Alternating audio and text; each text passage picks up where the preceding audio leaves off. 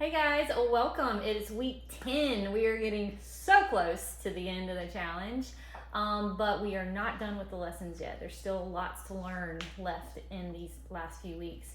But this week we're going to attack the social life.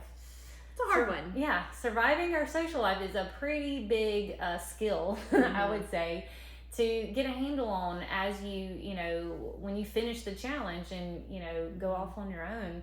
This is something that you're going to have to navigate yourself. And we've already kind of touched on this a little bit when we talked about limiting factors. Your social life, your environment, all that thing. Those are all can be limiting factors, but they don't necessarily have to be, as long as we are planned ahead, right? Prepared, yes. And one of those ways to do that is to build a good social network. So you're like the 5 people, you're most like the 5 people that you're around the most, right? So that is probably your family. I mean, yeah, hopefully your family. But it doesn't necessarily mean that your family or your friends are going to be thinking the same way or about goals and doing the same habits and stuff like that. That is very normal. I know, like, for me, my husband, he does not eat the food that I eat. Not for me lack of trying. But I do have a tribe of people, like-minded people, that have some of the same versions of the same goals, you know, and, to better myself, to want to eat the same things, share recipes with, that type of stuff, like, especially, like, for example, like the gym. Right. We're both coaches at Versus Strength and Conditioning. And that's a big part of, I would say, our accountability, of getting us, staying the course, so to speak. Because you see the same people every day who are there trying to have better health, and then we're there. And so it's just constantly thrown in your face. Like, you have people that feed into you. And supporting each other, a motivational environment. It changes everything. Yeah. So we highly suggest if you don't have a tribe of people, of like-minded people like that, find it. Go to those places. Like we keep referencing the gym or a class or something like that. That you can find people that are going to pour into you and not resist what you're doing.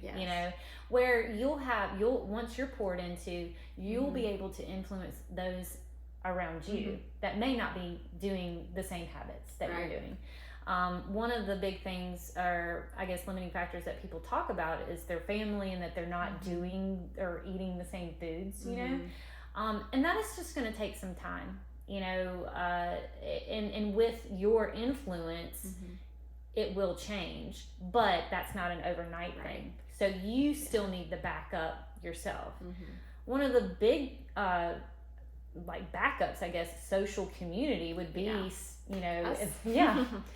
in Clean Kitchen, the community feed, and participating with that, always posting updates, making connections with people that can build you up. And you'll find people who are in similar situations as you.